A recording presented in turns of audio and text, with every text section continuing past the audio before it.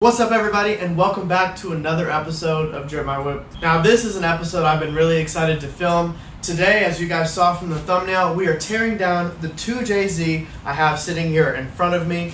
As you guys know, this is a GE NA VVTi motor. It is coming from a non-turbo IS300, still a 2JZ to heart. This motor is exactly how I picked it up. We haven't touched it at all. So we'll be taking things off, like the valve covers, the heads themselves, the cams. We're gonna be getting inside this motor and seeing, is there any damage to it? Is there anything needed to be fixed, repaired, or refreshed before we start mocking it up and installing it into our 350Z. Now, actually putting this motor in the 350Z is going to be something I'm really looking forward to, but we're not there yet. Now, organization is key in an engine teardown. So to keep things organized, I went ahead and laid some paper towels down, brought a table out here, and we're going to be laying the parts out one by one with their associated bolts, so that way we don't lose anything. Now, the only issue I'm going to have with this motor while we're taking it apart is usually you want to put it on an engine stand. I have one right here. The engine stand, it mounts up to the back of the engine. It actually, you just bolt it into the actual, where the bell housing for the transmission would be. Problem is we have the automatic transmission bell housing piece right here. But it can't come off because we don't have any timing in order to turn the motor so we can get this thing to rotate.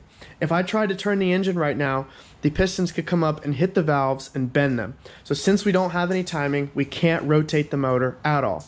Now, typically, I don't actually like to remove the head of the motor without it being on the stand, because I like to be able to rotate the motor around and flip it. You'll see that later in this video. So for now, we're actually going to do it here on the floor. We're going to start by taking the valve covers off, exposing the cams. Once we got the valve covers off, we can see what we're working with and start taking these parts off to get this head off.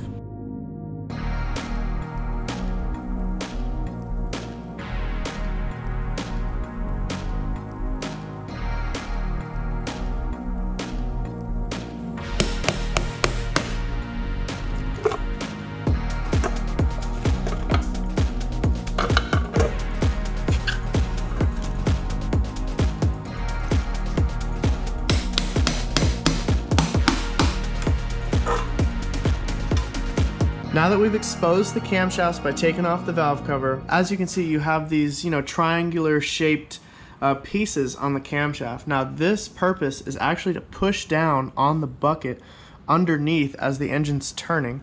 It rotates, pushes down, and opens the valve. And then when it comes back, the bucket raises and the valve comes back up. So on visual inspection, everything looks fantastic here. The next thing we need to do is actually start taking the camshafts off. But first, we're going to go ahead and pull this cam gear and this VVTi solenoid off first. We have to take the cam gears off themselves. So this is the bolt that holds the cam gear on. But before we do that, as you can see, the second we spin this, the cam gear moves, which moves the cam itself. So that can't happen because we have to have something to hold it. So it's got a clamp point right here. I put some channel locks on it. I'm going to be grasping on and pulling it the other way while I push down on this to break the cam gear loose.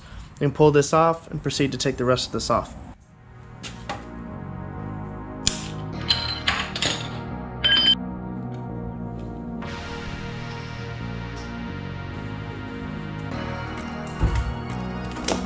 Woo!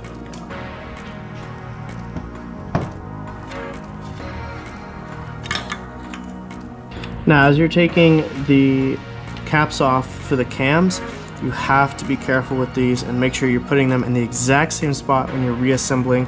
They are specific to where they are right now, they are specific to. They cannot be changed around. So what I'm going to do is, as I pull them off, I'm going to keep their screws together, and I'm going to order them in a row over there to make sure that we keep them in the same spot.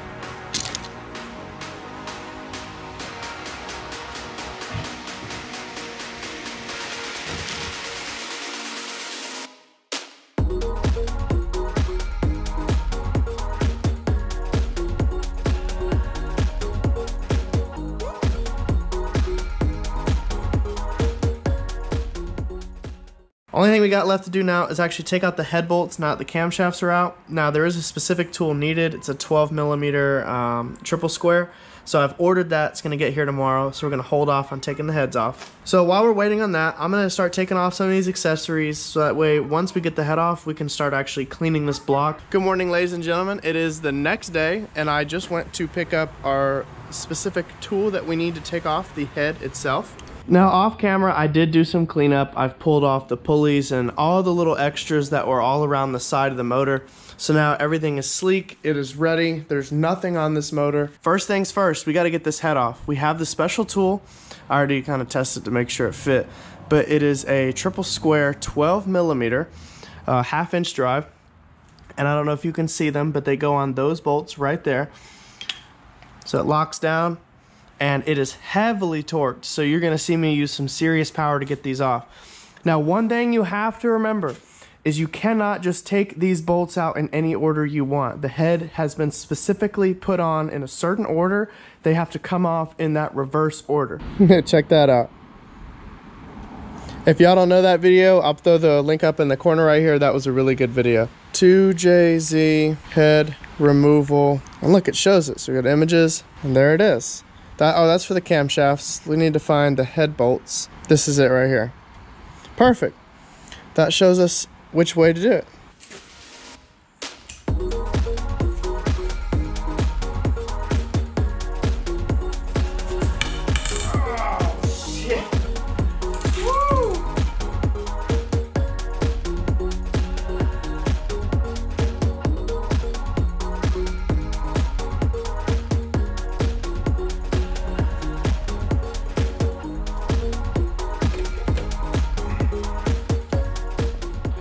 Okay, we have now got the cylinder head off of the block of our 2JZ, and now I see why the motor was so cheap. This is the reason why when you get a motor, kids, don't just strap a turbo to it and put it in your car. This motor was not ready to be even turned on. The reason I say that is not from here, but take a look over here. Hold on, let me put a light on it. Take a look right there. If you guys don't know what you're looking at, you are looking at the bottom of a valve, debris, more valves. This engine is toast. That cylinder head is going to need a full rebuild because the block has absolutely destroyed it. Now, the best way I can explain why this happens to an engine is, for example, let's say this motor was pulled out of a running car, there was no issues with it. I don't know the history behind it, so I'm going to give you maybe one or two different scenarios. Let's say the motor was running fine and there was no issues, they pulled it and they wanted to do a build on this motor and they wanted to put a big turbo on it, kind of like what I want to do. But whoever assembled the motor again did not put the motor back together correctly. These valves go up and down in the cylinder head as the pistons are going up and down. So if the piston's going up, this valve moves out of the way at the last second. It moves. So if it's not put together properly, the valve won't move in time and the piston's going to come up and smash it, which is exactly what it did. So we had that happen on not just one cylinder, but it appears to be 2 cylinders. I've got more valves here. You know, I had a few people say to me when I was filming this, I put this up on my Instagram. If you don't know my Instagram, I'm gonna drop it right here. I had a few people DM me about, Chris, why are you rebuilding the 2J? 2Js are bulletproof. Just strap a turbo to it and throw it in your car.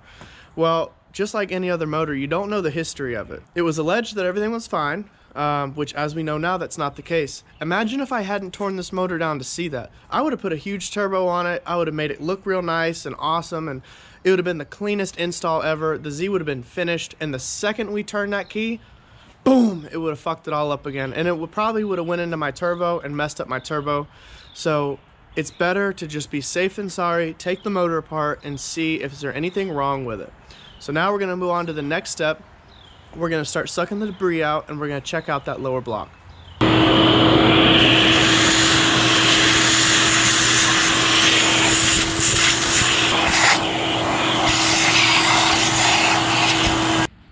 So now that I've cleaned out the tops of the pistons themselves, I've taken it a couple times, I've wiped it out with a rag, I've done some rotations, and if you look closely in these cylinder walls, I'm trying to get the light in there as well, there's absolutely no damage in these cylinder walls that I can see. The tops of the pistons look normal. Yes, some of them have some scarring for where they bent the valves, but what you really want to check for is the sides of the cylinder walls to make sure there's no scarring or deep cuts from the actual valves being in there, which I don't see that in any of them. I've rotated the motor several times. I'm gonna rotate it again for you guys.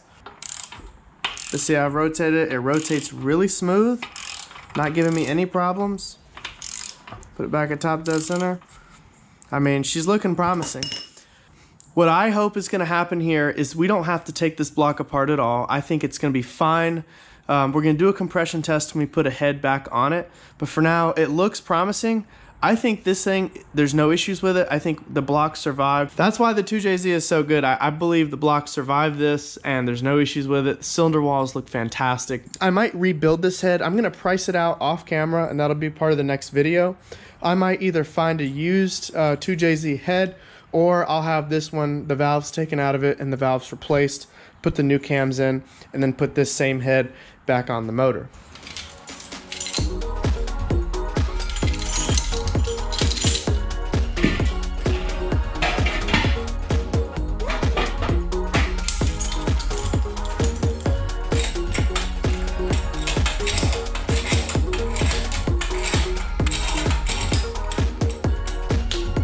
Now we got the engine on the engine stand, much more comfortable now. I don't like it being on the actual engine hoist when I'm working on it.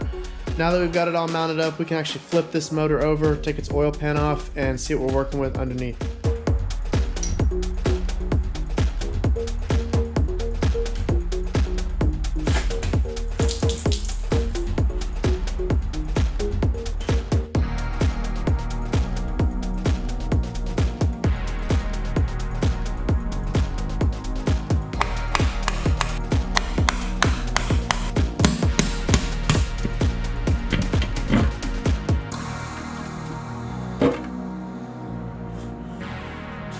Now that we were able to get the primary pan off, we now have the secondary pan left. Now you can see our oil pickup tube, our baffle, and we can see parts of the crankshaft in there. We're going to take the remainder part of this pan off so we can expose the crankshaft and make sure we don't have any damage to the lower block.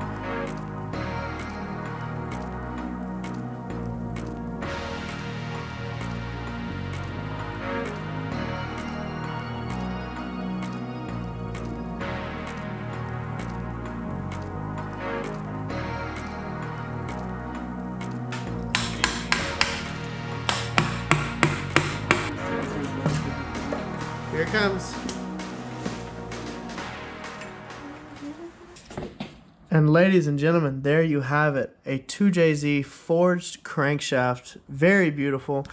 Looks to be in great shape. I'm not seeing any issues down here. When I took everything off, I didn't see anything in the oil, didn't see anything metal or anything like that.